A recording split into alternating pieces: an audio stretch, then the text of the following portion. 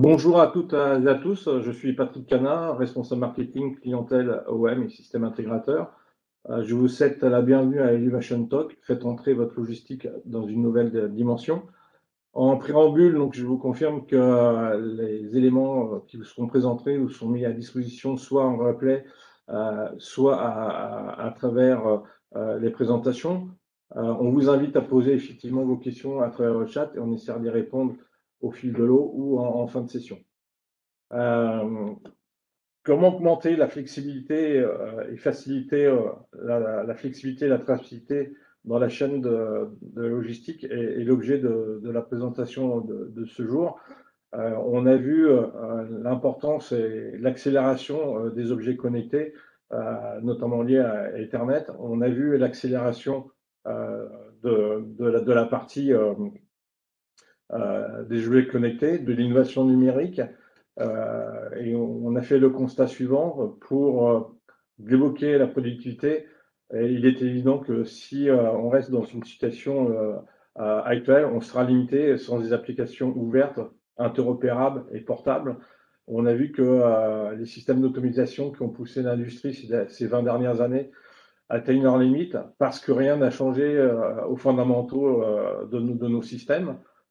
Donc l'objet, c'est effectivement de changer et de découpler notamment le matériel et le logiciel. Et on va voir ce matin comment donner plus de flexibilité, notamment dans la partie logistique 4.0. De nombreux systèmes d'application sont conçus et dépendent d'ensembles spécifiques de matériel ou de matériel d'un fournisseur spécifique.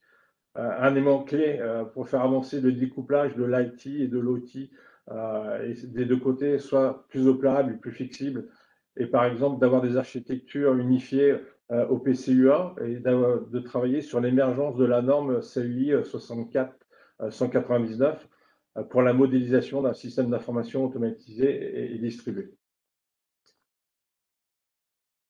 La convergence IT-OT. Donc, on a vu ces dernières années l'accélération à deux vitesses, c'est-à-dire que l'IT a évolué beaucoup plus vite que l'OT. Et ça, c'est évident. Donc, par exemple, sur la partie OT, l'intelligence artificielle, l'apprentissage automatique, ces nouvelles technologies devraient accélérer cette convergence à IT-OT. Les automatismes industriels ont bénéficié pendant des années de la conformité à travers la norme IEC 61-1131 ou IEC 1131 aujourd'hui, mais pour autant, l'industrie continue de souffrir de manque de conformité car les fournisseurs ont tendance à avoir leur propre solution de mise en œuvre. Donc l'idée, c'est qu'effectivement, pour avoir et augmenter et faciliter la flexibilité et la traçabilité de toute la chaîne logistique, d'utiliser de nouvelles technologies, de nouveaux concepts logiciels. Pour ce faire, donc ce matin, sur cette thématique, comment augmenter et faciliter la flexibilité et la traçabilité de toute la chaîne logistique, je serai accompagné de Maxence Provost, Project Leader Automation Expert, et de Jean-Pascal Ries, responsable marketing Industrie 4.0. Alors, nous allons découper la présentation en quatre thématiques. Bien sûr, la flexibilité de l'organisation 4.0, l'intégration IT-OT chez Schneider Electric et la traçabilité, la mise en œuvre de la traçabilité dans la chaîne logistique. Pour introduire le sujet, Maxence, peut-être nous expliquer comment Schneider répond à cette nouvelle évolution qui demande ce rapprochement IT-OT et comment on travaille l'intégration au niveau de Schneider Electric. Oui, bonjour à tous, merci Patrick pour cette introduction. Effectivement, la partie informatique s'est évoluée énormément plus vite que la partie automatisme et on est obligé de passer sur des nouvelles approches parce qu'on a besoin de remonter de plus en plus de données, de data, d'assets, d'informations. Et pour faire cette remontée d'informations, il est nécessaire d'évoluer. Jusqu'à aujourd'hui, moi je suis un ancien automaticien aussi à la base. J'étais formé à la 1131, j'étais formé sur des logiciels d'automatisme qui ont peu évolué sur cette partie IT pure et qui restent propriétaires. Et c'est ça le problème de cette 61 ou 131 ou 1131 entre nous, c'est d'avoir des systèmes qui sont fermés, dans les architectures qui sont propriétaires, et avoir aussi cette notion de temps de cycle, alors qu'en fait nos entrées-sorties rafraîchissent. Sont pas rafraîchis forcément à chaque temps de cycle. Et l'évolution de cette norme, qui est maintenant la 61 499 ou la 1499 pour les experts, ben elle apporte des changements radicaux pour aller dans cette transformation digitale que l'industrie a besoin pour augmenter sa productivité. Et entre autres, déjà par une approche qui est distribuée, donc on est plus centralisé sur un automatisme, on est distribué, c'est-à-dire qu'on va pouvoir pousser du code sur différents éléments. Donc ça peut être des contrôleurs, des automates, des systèmes informatiques, comme on le verra. Après, elle est axée sur de l'événement, ce qui n'est pas du tout le cas de l'ancienne norme. L'avantage de l'événement, c'est ce qu'on retrouve dans l'informatique. Donc on est déjà beaucoup plus compatible, en tout cas, avec des systèmes informatiques pour traiter plus de data. Un événementiel, c'est-à-dire que vous allez rafraîchir, donc vous avez une entrée par exemple qui change d'état, vous allez rafraîchir le code dépendant de cette entrée et vous allez écrire les sorties dépendant de ce code, à l'inverse du temps de cycle habituel qu'on connaît dans l'automatisme classique. Et la troisième grosse évolution, c'est l'orientation objet. On est vraiment maintenant dans de l'informatique industrielle. On n'est plus sur de l'électrotechnique qui est passé à l'automatisme, on est vraiment sur une approche très IT, très informatique. Et grâce à ça, on a cette fameuse orientation objet qu'on va voir ensemble. Les trois forces d'EcoStruxure Automation Expert qui intègrent donc cette norme IEC 61499, c'est pour la logistique, c'est déjà sur la partie ingénierie. Donc, pour accélérer le temps et libérer le temps des ingénieurs pour mieux innover en utilisant des objets déjà tout faits. Donc, dans Automation Expert, on a déjà ces objets dédiés à la logistique qui sont existants pour traiter du convoyage d'une manière beaucoup plus rapide et beaucoup plus flexible que ce qu'on pouvait faire jusqu'à présent. La deuxième grande valeur, c'est aller jusqu'à 100% d'efficacité opérationnelle. Donc, comment améliorer la productivité? Comment on améliore sa productivité sans pouvoir s'allier à des nouveaux systèmes informatiques comme le jumeau numérique, comme la maintenance prédictive ou d'autres technologies très IT, comme de l'intelligence artificielle qu'on peut aussi jouer. L'avantage d'Automation Expert, étant déjà sur une base informatique, on est lié naturellement sur ces fonctionnalités dont l'industrie a besoin pour augmenter sa productivité, dont le logisticien a besoin pour s'assurer que la productivité de son centre de logistique, d'identifier des pannes qui vont peut-être arriver dans un futur proche. Et grâce à ça, on va pouvoir augmenter cette efficacité opérationnelle ou cette productivité. Et enfin, la troisième chose qui est importante aussi, c'est pour pas toujours réinventer ce qu'on a déjà fait, c'est réutiliser ces fameux objets pour différents types d'applications. Étant basé aussi sur des normes, on a une notion de pérennité qui est beaucoup plus forte.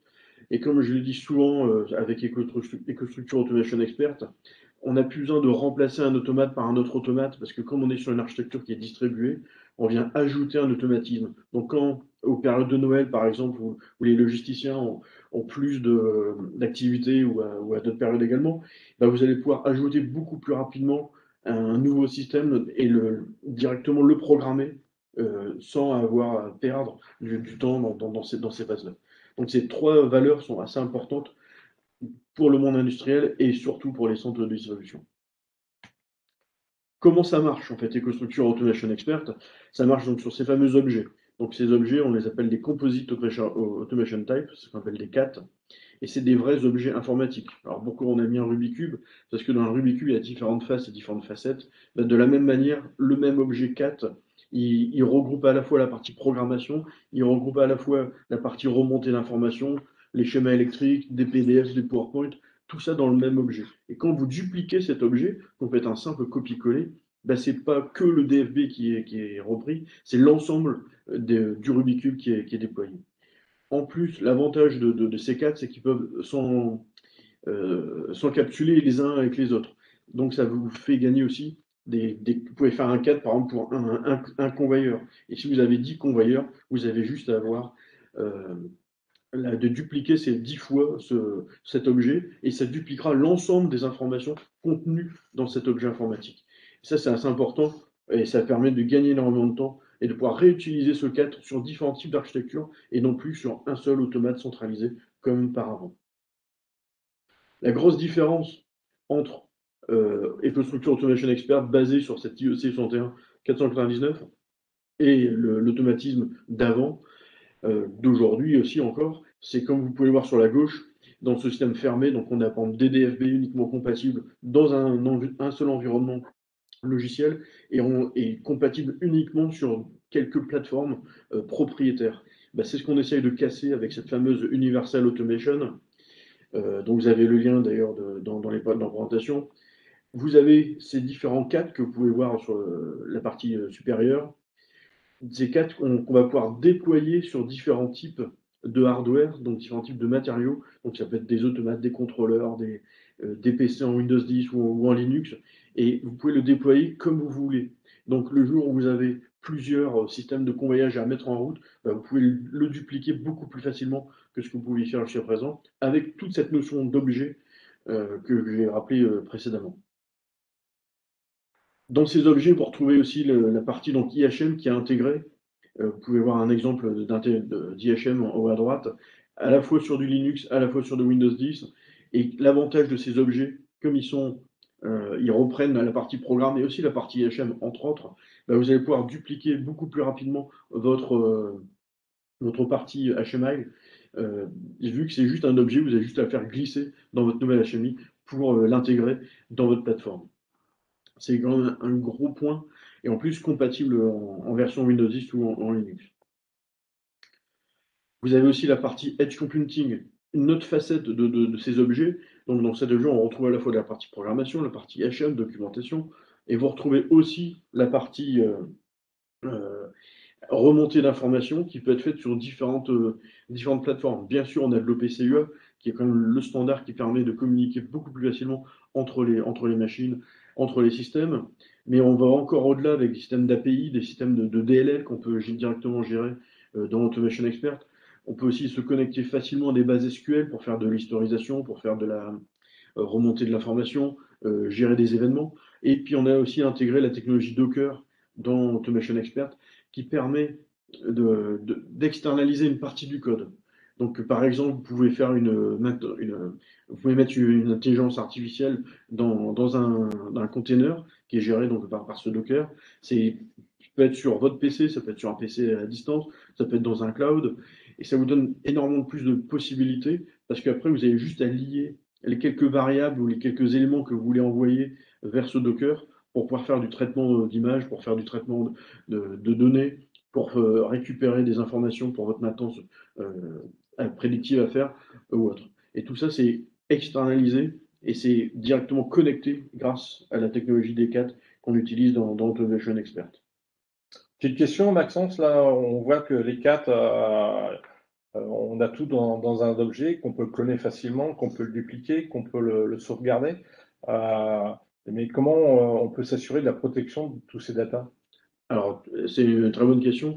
Ces 4, c'est des objets. Ces objets, on retrouve aussi des notions de cybersécurité. Donc, on peut le bloquer, on peut le compiler. Et donc, ça peut être rendu complètement fermé pour protéger, par exemple, le savoir-faire d'un intégrateur, d'un fabricant de machines ou autre.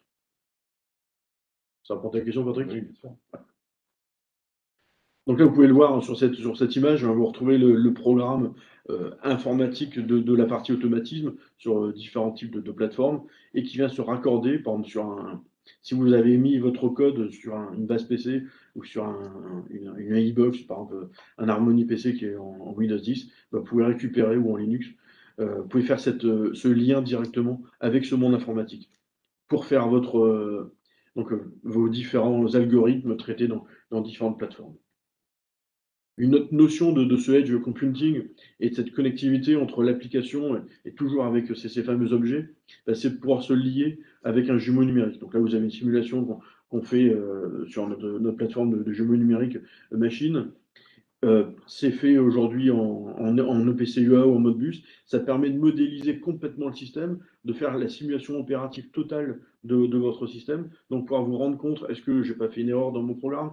Est-ce que mon système est suffisamment rigoureux ou autre avant de commencer la production de la machine ou de votre nouveau système de convoyage? Vous pouvez tout simuler directement avec EcoStruxure Automation Expert ou utiliser un jumeau numérique comme EcoStruxure Machine Expert Digital Twin, d'où la version 7 utilisée ici.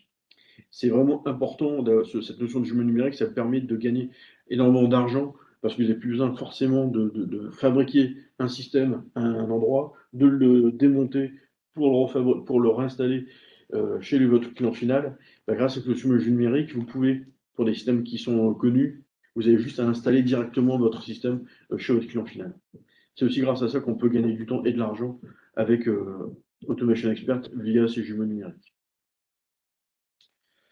Enfin, il y a tout ce qui est dans Automation Expert et ce qui n'y est pas, et c'est pour ça qu'on a cette notion d'orchestration. Aujourd'hui, qu'est-ce qu'on retrouve comme plateforme compatible dans EcoStruxure Automation Expert? On retrouve donc des solutions M580 DPAC, donc le D pour Distribute, M251 DPAC qui permet donc d'étendre les entrées-sorties, par exemple en X80 avec le M580, en TM3 avec le M251. Aussi mettre de l'intelligence sur un variateur de vitesse, donc ça peut être un ATV Altivar 340, Altivar Process 600 ou 900. Grâce à cette carte, vous pouvez aussi mettre votre système donc, sur un Windows 10 ou un Linux. Et puis, vous pouvez créer des objets qui sont, par exemple, pour s'interfacer avec un robot collaboratif ou un AGV. Et vous allez gérer cet objet de la même manière que les autres, avec toute la communication que vous pouvez faire dans Automation Expert. À manière d'un chef d'orchestre, Automation Expert va faire la gestion de votre système complet, même si ce système repose sur d'autres systèmes tiers de concurrents ou de plateformes spécifiques d'automatisme. Donc là, ce qu'il faut comprendre, c'est que le produit tiers est considéré comme un objet à part entière. Exactement. On fait cette interface on crée un objet interface pour gérer et orchestrer ce système tiers. Et tout ça dans une seule application. Et tout ça permet de remonter les informations, par exemple, avec de l'OPCEA, vers AVEA System Platform, donc nos solutions de supervision et d'information, et qu'on peut aussi remonter sur de l'AVEA Historian, par exemple, si on veut gérer et continuer à avoir des informations qui viennent du système. On peut aussi gérer donc sur du SQL, on peut aussi envoyer sur d'autres outils d'information, mais on a bien cette liaison native vers AVEA System Platform et les outils d'historisation. Comment ça marche EcoStruxure Automation Expert? Par exemple, là, vous avez 4 systèmes différents. Vous avez peut-être un AGV qui est peut-être en Linux, un robot collaboratif qui est en Windows 10, un système de convoyage qui est géré par un M590 pack, et puis un robot qui est interfacé avec un M251 DPAC en Ethernet IP, par exemple. À partir du logiciel directement d'EcoStruxure Automation Expert, vous venez utiliser ces fameux assets, ces fameux objets. Vous programmez totalement votre application avec ces différents objets, ces différents CAT. Vous sélectionnez après où est-ce que vous voulez déployer votre application. C'est pour ça qu'on retrouve ces petits 4 bits qu'on a mis par-dessus. Ensuite, vous déployez votre application sur les différents endroits que vous avez choisis. Ensuite, forcément, il faut cartographier les entrées-sorties. Suivant le matériel, ce n'est pas forcément les mêmes entrées-sorties. Ça, c'est la partie réverbative, on va dire. Et ensuite, vous avez cette communication entre les systèmes qui est automatique parce que vous avez géré, vous avez programmé complètement votre système avec Automation Expert. Donc, vous n'avez pas besoin de faire de table d'équivalence entre les automates ou entre les systèmes. C'est directement natif. Et en plus, la communication vers le haut, elle est également native. Donc, on peut se synchroniser sur des bases de données, se synchroniser avec de l'AVEVA d'une manière totalement ouverte grâce à de l'OPCEA ou à des API. Peut-être une petite question. Là, on sait qu'aujourd'hui, dans les automatismes, l'impact de la communication sur le niveau de performance de l'architecture peut être important, même si dans Schneider, avec les double cœurs, on a résolu ces problèmes-là. Là, dans l'architecture que tu proposes, on voit qu'il y a plein de choses qui sont interconnectées. Est-ce que ça nous affranchit de cette problématique de performance liée au réseau de communication dans une architecture? Tout à fait. Donc, l'avantage d'être sur un système événementiel, c'est qu'on n'est pas obligé d'avoir des processeurs aussi utilisés ou aussi puissants que ce qu'on peut faire dans la 6131.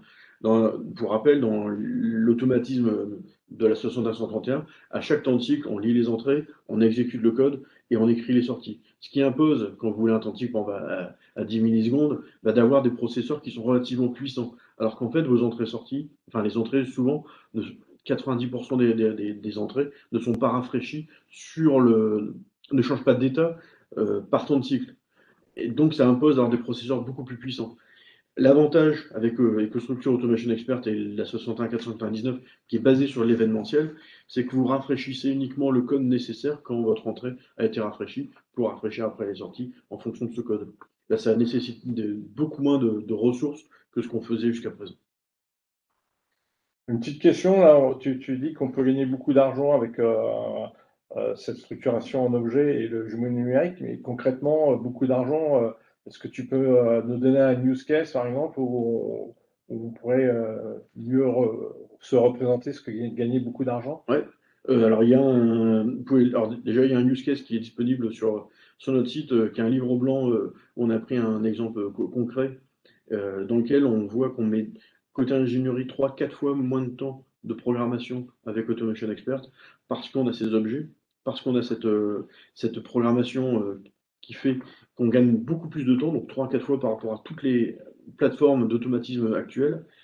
On estime aussi aller à 6 à 7 fois plus vite pour le débugage d'une application parce qu'on a cette vision qui est holistique du système. C'est-à-dire qu'on voit un système au global, ensuite on voit le système à la machine, dans la machine avec les différents composants, et vous n'êtes plus obligé de faire des références croisées ou autres comme on le faisait jusqu'à présent pour retrouver où j'ai utilisé telle ou telle entrée ou telle sortie. Et on va 6 à 7 fois plus vite à faire ce dépannage. Donc ça donne des points assez importants pour gagner aussi de l'argent dans la partie ingénierie et aussi dans la partie diagnostic. Ok, donc on a vu la nécessité de rapprocher le monde de l'automatisme et de l'informatique. Je crois que la mise en œuvre d'Automation Expert dans Schneider est une réalité. Est-ce que tu peux nous montrer peut-être une illustration de ce qu'on a fait et réalisé, par exemple, à Shanghai dans notre centre de distribution?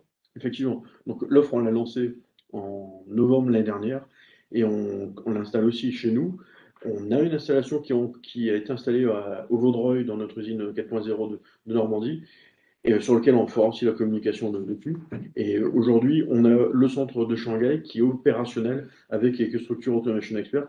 Et je vais vous montrer de suite une petite vidéo. Donc, normalement, vous pouvez voir la vidéo avec la vidéo maintenant dans notre centre de Shanghai. Le centre de Shanghai, c'est l'équivalent du centre d'Hebron, avec une production de plus de 10 000 pièces envoyées partout en Chine et en Asie. Elle a ajouté plus de digitalisation, plus de systèmes d'informatique pour augmenter cette productivité. Et grâce à l'installation de l'agriculture automation expert, on a cette remontée de data qui est facile. Et on estime qu'on a augmenté cette productivité de plus de 30% par rapport au système utilisé jusqu'à présent. On peut voir ici la partie programmation avec les interpréteurs de plaques qui est utilisé et qui est installé dans ces armoires.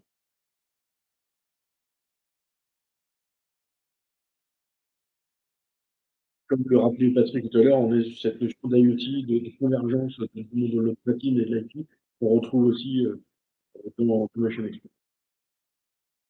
Je vous mettrai le lien directement dans la banque. Ça permettra de voir cette vidéo le et puis les sous-titres. Les différentes technologies qui sont utilisées aussi pour la distribution. Et ça permet donc d'augmenter 30% de ce fameux DRS. Et bon, gère la partie de logistique du territoire noir. Permet d'avoir plus d'informations que jusqu'à présent, donc de remonter les problèmes de qualité, les problèmes de livraison, directement avec les datas qui sont affichées, avec les différents systèmes de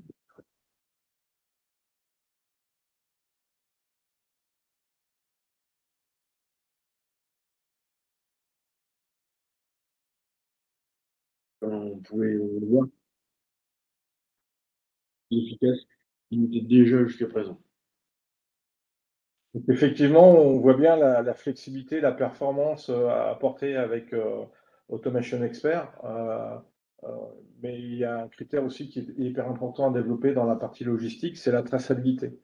Donc est-ce que, vous pouvez nous présenter, ce qu'on a fait côté traçabilité?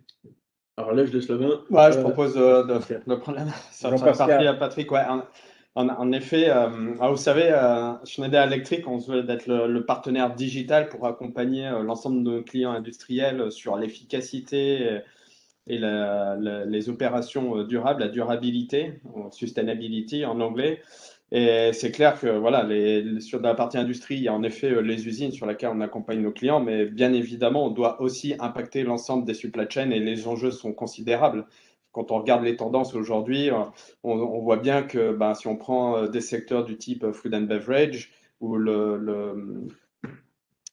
eh bien, les clientèles, les clients, les consommateurs demandent une transparence accrue et totale sur les chaînes d'approvisionnement pour s'assurer que le produit acheté est safe et sécurisé et aussi, avec toutes les tendances de bio, être en capacité de démontrer que le produit acheté correspond bien à la promesse commerciale. Mais au-delà de ça, au-delà de ce type de produits aussi, il y a sur l'ensemble de l'industrie, au final, avec l'ensemble de la dynamique pour décarboner nos industries, eh bien, si on prend l'ensemble des 3 scopes qui sont définis par le GHG, le scope 1 qui est en effet la décarbonisation de l'usine en tant que telle, le scope 2 qui est la décarbonisation des utilities, de l'approvisionnement en énergie, mais le scope 3 qui est en train d'arriver, c'est en effet s'assurer que les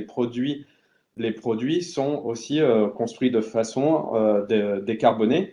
Et sur cette partie du scope 3, pour pouvoir justifier, il va falloir en effet avoir une traçabilité du fournisseur jusqu'à l'utilisateur pour montrer que le produit a été sourcé, construit avec des matériels sourcés de façon décarbonée, construit de façon décarbonée et aussi vendu dans la chaîne logistique de façon décarbonée. Donc c'est un incontournable. On en est encore certainement au début de cette transition. Mais aujourd'hui, chaque produit qui sort des usines se devra bien sûr d'avoir un passeport vert et un passeport digital du produit. Alors comment est-ce qu'on construit ce passeport digital? Comment est-ce qu'on est capable de montrer à nos clients que ce produit est en effet sécurisé, décarboné et on a une traçabilité transparente? Eh bien, c'est d'abord d'identifier, de collecter et de vérifier les informations sur l'ensemble de la chaîne d'approvisionnement et la chaîne de valeur qui a amené à construire ce produit, de la matière première à l'utilisateur final. Ça implique une coopération phénoménale entre les fournisseurs et l'ensemble de la logistique et des acteurs de la supply chain. C'est vraiment un énorme travail qui est en face, mais les briques technologiques aujourd'hui sont là pour le permettre. Et bien sûr, sur chaque étape, ça implique de tracer, de suivre, et tout ça de rendre de la transparence. Je propose de voir concrètement voilà, comment est-ce qu'on déroule une approche de traçabilité de bout en bout. Ben, déjà, c'est sur chaque étape, hein, si on voit de la gauche les matières premières, en passant par les fournisseurs de rang 1, rang 2, l'usine de production et ensuite l'ensemble des centres logistiques, entrepôts, commerce et les clients finaux, à chacun de ces étapes, il y a déjà de la donnée qui est disponible, mais aujourd'hui, ces données sont essentiellement silotées ou éventuellement non complètes ou leur vérification n'est pas forcément non plus évidente. Donc, la première étape, c'est de connecter l'ensemble de ces étapes-là. Et grâce notamment aux technologies de type cloud, ça permet d'avoir un centre unique, une seule version de la vérité et de collecter l'ensemble de ces données et de pouvoir la visualiser de façon simple. Alors pour aider l'ensemble de l'industrie, nous avons développé une solution modulaire qui s'appelle EcoStructure Traceability Advisor, qui est justement basée sur cette technologie de standardisation de la donnée, cloud, et qui permet aussi de visualiser une donnée sur l'ensemble du cycle et l'ensemble du cycle. Concrètement, c'est quoi les modules, quels sont les modules d'un tel système? On part de la gauche avec un module origine où on va pouvoir, avec le module origine, avoir l'ensemble de la visibilité sur la chaîne d'approvisionnement amont. Ensuite, au niveau de l'usine, eh bien, il est important de capturer sur chaque produit, finalement, en comment le produit a été constitué avec chaque lot, et quelle énergie a été aussi utilisée pour produire ce produit. Là, on va utiliser l'ensemble des technologies disponibles standards du marché AVEVA, avec les solutions type MES, SCADA d'AVEVA qui vont permettre d'avoir et Historian qui vont permettre d'avoir cette collection d'informations et structure d'informations. Ensuite, sur la chaîne aval, on va avoir les modules track and trace sur lesquels on va s'attarder aujourd'hui parce que ça concerne plus particulièrement en effet la partie logistique avec les entrepôts et l'ensemble des centres de distribution qui amènent le produit jusqu'au client final. Et enfin, une fois que l'ensemble de ces données ont été collectées, il y a le dernier module qui est le module PIM, Product Information Management. C'est en effet la technologie qui va permettre de rendre visible, suivant l'accès de l'utilisateur, suivant le profil de l'utilisateur, finalement d'avoir accès directement à l'information, typiquement publics, typiquement qui sont disponibles. Alors si on prend encore une fois dans le monde du food and bev, on connaît aujourd'hui les applications type Yuka ou autres qui permettent d'avoir justement ces informations-là. Ces informations, ce sont des informations qui sont publiées par les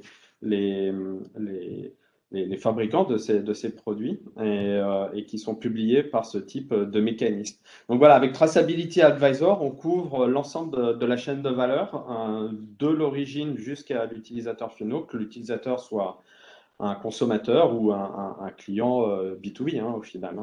L'ensemble de ces principes peuvent s'appliquer à la fois sur le B2C ou B2B. Mais c'est vrai qu'aujourd'hui, voilà, avec la plateforme cloud de Traceability Advisor, on est en capacité de collecter et de structurer l'ensemble des données. Et on verra des cas d'usage très spécifiques dans quelques slides. Donc voilà, le système finalement, aujourd'hui, avec les technologies du 4.0, il y a une certaine, comment dire, il y a une certaine dynamique qui est au niveau des usines sur chacun de ces étapes. Et la traçabilité 4.0, c'est vraiment connecter l'ensemble de ces étapes pour apporter de la valeur et de la traçabilité de bout en bout. Une petite question, Jean-Pascal, justement, on voit la nécessité peut-être de concaténer la totalité des informations qui sont disponibles dans les différents modules. Est-ce que tu peux nous dire comment on fait ça dans EcoStruxure Traceability Advisor? On se base déjà sur l'ensemble des standards. Chaque module va être basé sur des standards du type OPC-UA. On va aussi utiliser l'ensemble des technologies, typiquement d'automation de AE, et aussi les technologies standards du type de marché, mais via les protocoles standards type OPC-UA, on va standardiser les données. Les données vont être disponibles. On va utiliser l'ensemble des technologies type jumeaux numériques pour justement collecter cette donnée de façon standardisée. Parce que ce n'est pas uniquement l'ensemble de ces systèmes-là, sont aussi des systèmes ouverts. Ils peuvent, chacun de façon séparée, peut s'interfacer aussi avec des modules qui ne sont pas nécessairement Schneider, mais en tout cas, on est capable de complémenter des solutions existantes avec des modules et de standardiser les données et d'apporter de la valeur dans cette structuration.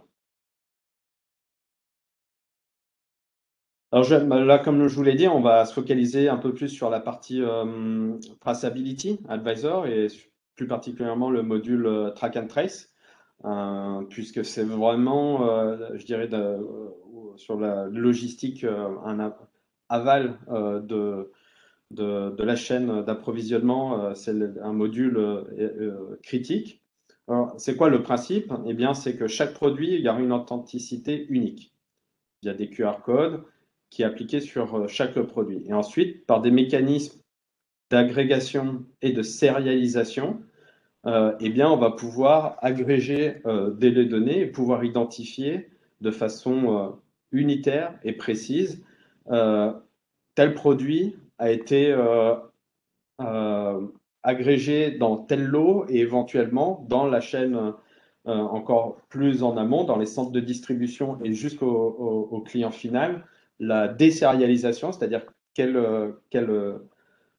sont les paquets. Il y a une traçabilité totale sur chaque produit dans les paquets, sur les palettes, mais aussi dans des paquets plus petits. Sur la disponibilité. Ça permet quoi? Ça permet vraiment d'identifier, typiquement en cas de rappel, d'être hyper précis. Au lieu de rappeler finalement un lot de production qui a été produit sur une semaine ou une journée, on est capable de dire, lorsqu'on a l'ensemble de ces données, de faire des rappels très précis. C'est tel lot qui a été shippé par tel centre de distribution sur telle clientèle dans tel magasin. Et ça permet de faire des rappels qui soient beaucoup plus rapides et beaucoup plus précis et moins coûteux pour notre clientèle. Donc ça, c'est le module Track and Trace. C'est complémenté. Alors sur la chaîne logistique, on voit ici l'ensemble des capteurs et de l'impression sur laquelle on va équiper en bout de ligne dans la chaîne de fabrication les produits, hein, donc un reader, un printer et des agrégateurs et des scanners sur toutes les chaînes d'approvisionnement. Toutes ces données-là sont collectées dans un système centralisé sur lesquels on va pouvoir visualiser du reporting et de façon mobile avoir accès à ces informations aussi via la partie mobile. Ça permet d'avoir typiquement, on voit en haut, une traçabilité sur le shipment et sur l'ensemble des étapes de la distribution d'un produit. Est-ce que tu peux nous donner, parce qu'on voit toute la plénitude majeure des différentes possibilités qu'on pourrait adresser avec la traçabilité Advisor. Ouais. Concrètement, est-ce que tu peux donner des use cases? Ouais. Je suppose que ce suivi doit permettre aussi de lutter contre les copies. Absolument, les use cases sont immenses et en fait, la valeur créée est possible et qui est générée par ce type d'approche est conséquente. Alors aujourd'hui, il y a de la valeur qui est intrinsèque pour les industriels, mais aussi il y a de plus en plus de réglementations qui vont aussi imposer finalement d'avoir ce type de traçabilité sur chaque produit dans le détail. Donc typiquement, numéro un, oui, lutter contre la contrefaçon. Donc l'ensemble des marchés du luxe, ce type d'approche est vraiment critique. De pouvoir identifier quel produit est réel, quel produit est faux avec ce type d'approche. La gestion de la logistique. Des stocks, ça permet d'avoir une idée précise de l'ensemble sur l'ensemble de la chaîne aval de où sont les produits et quel stock et le temps quelque part de traverser jusqu'au client final. Vérification des taxes digitales. Pour certains marchés, aujourd'hui, c'est imposé. Il y a de plus en plus de pays pour mieux contrôler leurs taxes et leur récolte d'imposition obligent à mettre en place ce type de système et bien pour contrôler et pouvoir mieux vérifier les taxes. Et enfin, pour le client final, ça apporte aussi énormément de valeur puisque l'utilisateur pourra voir exactement sur l'impact du produit, où est-ce qu'il a été sourcé, la façon, la logistique, son approvisionnement, donc une visibilité, une transparence de l'information qui était avant beaucoup plus compliquée, ou en tout cas pas disponible au niveau de la maille produit unitaire.